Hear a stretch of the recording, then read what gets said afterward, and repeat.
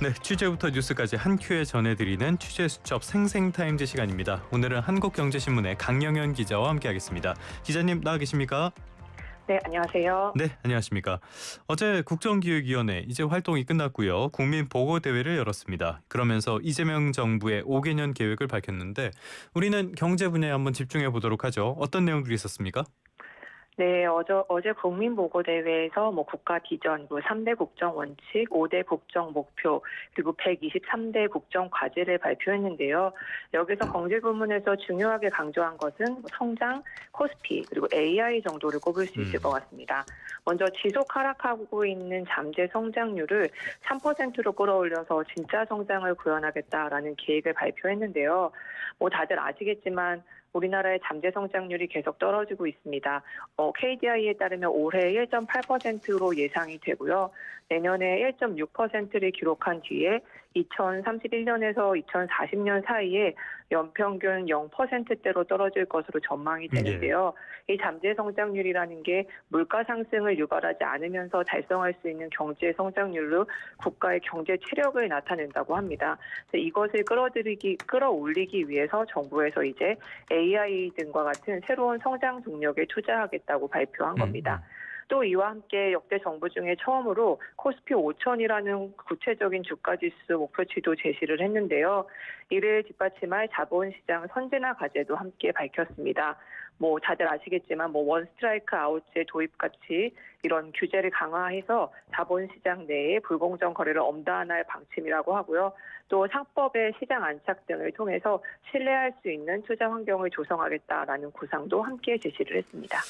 알겠습니다. 특히 이번에 등장한 거 아까도 말씀을 해주셨지만은 인공지능 AI 이 부분이 많이 담긴 것 같은데 어떤 내용들이 있었나요? 네, 맞습니다. AI 3대 강국 도약을 중점 전략 과제 중에 하나로 발표를 했는데요. 정부는 2030년까지 글로벌 AI 종합 경쟁력 순위를 지난해가 우리나라가 6위에서 7위 정도였는데 이것을 3위로 끌어올리고 이를 위해서 약 25조 원을 투입하겠다라는 계획을 밝혔습니다. 예. 우선 정부는 AI 고속도로를 구축하기로 했는데 이를 통해서 산업 지역 전반에 AI 활용 기반을 마련하겠다라는 뜻입니다. 1970년대 경부고속도로 그리고 90년대 말에 초고속 인터넷망 확충에 이어서 국가 성장 동력을 뒷받침하는 차세대 인프라가 될 것이라고 설명을 했는데요. 이를 위해서 첨단 그래픽 처리 장치 5만 장 이상 그리고 대규모 고품질 데이터를 조기에 확보해서 기업을 지원하고 동시에 인재 양성과 유치에도 힘쓰기로 했습니다. 또 모든 국민이 AI의 혜택을 누리는 AI 기본사회라는 것도 목표로 잡았는데요. AI 접근성을 높이고 또 역량 교육을 강화해서 안전하고 윤리적인 활용 환경을 조성하겠다라는 계획입니다. 또 홍수나 산불 이런 재난 예방과 납세, 법무, 복지 같은 공공 서비스에도 AI를 도입해서 세계 1위의 AI 정보로 도약하겠다라는 계획도 포함이 됐는데요. 예. 이 같은 범고가 AI 정책을 총괄하기 위해서 컨트롤 타워 국가 AI 위원회를 운영하고 또 각 부처의 AI 전략 그리고 사업의 심의 의결, 데이터 구축이나 활용 정책 등을 조정하는 역할을 맡길 방침입니다. 내용은 좋은데 조금 뜬구름 잡는 내용 같기도 하고요. 어쨌건 이쪽에선 큰 그림을 던져주니까 앞으로 어떻게 진행되는지 이거 잘 마련해 나갈 수 있는지 봐야겠습니다. 그렇다면 에너지 이 부분이 중요할 텐데 에너지에 대해서는 어떻게 언급하고 있습니까? 네, 맞습니다. 인공지능 AI 등과 같은 이제 혁신 경제의 기반을 다지기 위해서는 에너지 대전환도 불가피한데요. 2030년대에 서해안 에너지 고속도로를 구축하고 또 2040년대에는 한반도 에너지 고속도로를 완성하겠다라는 목표를 제시했습니다. 예. 이 에너지 고속도로 구축도 12대 중점 전략 과제에 포함이 됐습니다. 에너지 고속도로 같은 경우에는 들어보셨겠지만 이재명 대통령이 대선 때부터 공약을 했던 겁니다. 그렇죠. 재생에너지 핵심 클러스터인 호남에서 생산된 전기를 이제 많이 사용하고 있는 수도권과 같은 전국으로 효율적으로 연결하는 망을 건설하는 정책인데요. 일단 말씀드렸다시피 2030년대에 서해안을 축으로 하는 에너지 고속도로를 우선 건설하고 이를 남해안, 동해안으로 넓혀서 이제 2040년대에는 전국에 U자형의 에너지 고속도로를 놓겠다는 게 국정의 구상입니다. 이 대통령 같은 경우에도 지난달 말에 수석보좌관 회의에서 에너지 전환이 필수 과제가 됐다. AI 혁명까지 더해진 상황에서 전력망 개선을 통한 재생에너지 공급이 매우 시급해졌다라고 강조를 한 바가 있습니다. 우리나라는 지금 송전망을 비롯한 전력 계통의 부족이 재생에너지 발전 시설 확충의 핵심 장애 요인으로 꼽히고 있거든요. 예. 그렇기 때문에 이제 재생에너지 발전 장비가 지금 호남권에 집중되어 있는데 여기에서 생산된 전기를 수도권처럼 이제 수요지로 옮기는 것이 필요한 상황입니다. 재생에너지 중심의 에너지 대전환. 좋은 이야기죠. 이런 것들을 위해서 어떤 구체적인 내용들이 있었습니까? 네, 일단 에너지 대전환을 위해서 해상 풍력단지라든지 전용 함만 그리고 영농형 수상 산단 등의 이제 태양광 입지 확대 등도 추진을 하기로 했는데요. 특히 글로벌 기업들이 국내 협력사에 RE100이라고 하죠. 재생에너지 100% 이행을 요구하는 상황에서 국내 기업들의 이제 수출력 제고를 위해서 이 RE100 산단도 조성하는 데 적극적으로 추진하기로 했습니다. 이 대통령은 이제 대선 과정에서도 경기 남동부에는 이 RE100으로 반도체 클러스터를 조성하고 또 전남 RE100 산단도 조기에 구축하겠다라고 공약을 했었는데요. 이를 구체화한 겁니다.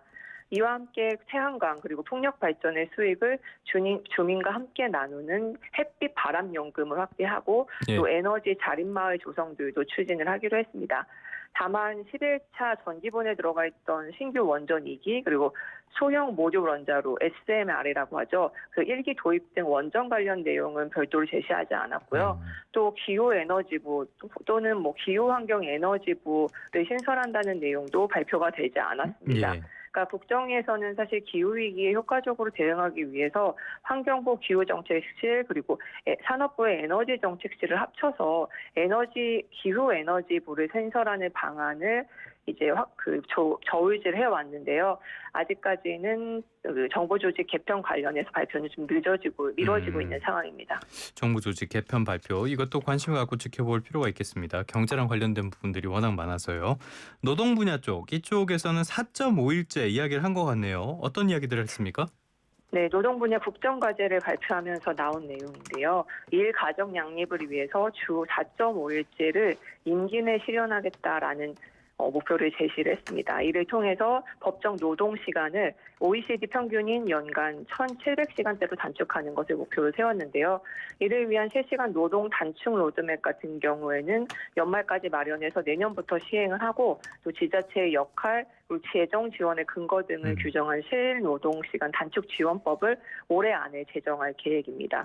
또 포괄임금제 관련해서도 이 포괄임금제는 금지하는 방향으로 법을 고치고 또 연차 휴가 사용을 이유로 불리한 처우를 금지하는 법안과 또 업무 시간 외에 연결되지 않을 권리를 보장하는 법안도 마련하기로 했습니다.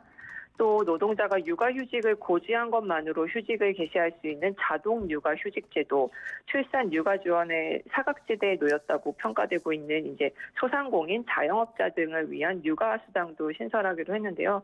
또 산재와 관련해서는 2030년까지 사고 사망 만인율을 OECD 평균인 0.29로 감축하는 것을 설정을 했습니다. 또 이 밖에도 소규모 사업장에서 근로기준법 등을 단계적으로 확대 적용하는 방안도 잠겼는데 예를 들어서 현재 지금 5인 미만의 사업장은 근로기준법 적용이 안 됩니다. 그래서 근로자들이 52시간제라든지 연장 야간 휴일 근로가산 수당 등의 혜택을 받지 못하고 또 직장 내 괴롭힘 등으로부터 보호를 받지 못하고 있는데요. 국정위에서는 이들 사업장에 올해 하반기 직장 내 괴롭힘 금지 그리고 모성 보호 조항을 적용하는 것을 시작으로 해서 2027년 상반기부터는 이제 유급 대체 휴일, 연차 유급 휴가 부여 등을 이제 확대하는 것을 실천 과제로 삼았습니다. 4.5일제 되면은 기자님은 좋으십니까? 저희는 지금 주 5일제도 잘 지켜지고 있지 않기 때문에 주 5일제부터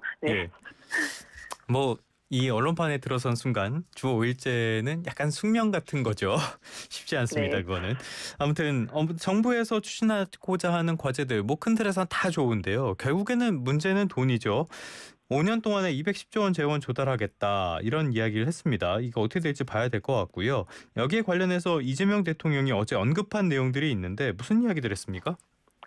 네, 이재명 대통령이 이제 국정 운영을 농사에 비유하면서 봄에 씨뿌릴 씨앗이 필요한데 국가 재정이 그 역할을 해야 함에도 불구하고 씨앗조차 부족한 상태가 됐다라고 말을 했습니다. 이게 나라 재정 절약 간담회 첫머리에서 한 발언인데요. 이제 앞뒤 맥락도 함께 살펴보면은 일단 지출 구조 조정을 통해서 가용 자원을 확보하고 또 비효율적인 영역의 예산 지출도 조정해서 효율적인 부분으로 전환해야 하지 않을까 싶다라고 했는데요. 또 그러면서 성장의 마중물 역할을 재정이 해줘야 되는데 경제 성장이 약화되면서 조세 수입이 줄어서 이 재정 여력이 매우 취약하다라고 했습니다. 밭은 마련되어 있는데 이제 뿌릴 씨앗이 없어서 밭을 묵힐 생각을 하니까 참 답답하다라고 했는데 그러면서 이제 한 대박 빌려다가 씨를 뿌려서 가을에 한가마니 수확할 수 있으면 당연히 빌려다가 씨를 뿌려야 하는 것 아니냐라고 한 건데요. 대통령은 이제 후보 시절부터 국가 재정에 적극적이고 과감한 역할이 중요한 때다라고 꾸준히 언급을 해왔습니다. 그렇기 때문에 이날 이 발언을 놓고서 재정 투자 확대를 위해서 단기에 자금을 조달할 수 있는 국채를 발행하려 하는 것 아니냐라는 해석이 나왔는데요. 다만 국채 발행 여부에 대해서 이제 강유정 대통령실 대변인 같은 경우에는 과한 해석이라고 일단 선을 그었습니다. 글쎄요, 이 과한 해석인가 잘 모르겠네요. 그냥 적절한 해석인 것 같은데. 아무튼 지금까지 한국경제신문 강영현 기자님과 함께 어제 있었던 국정위원회 이쪽에서 나온 이야기들 그리고 예산 문제까지 짚어봤습니다. 오늘 말씀 잘 들었습니다. 네, 감사합니다. 춤과 노래를 즐기는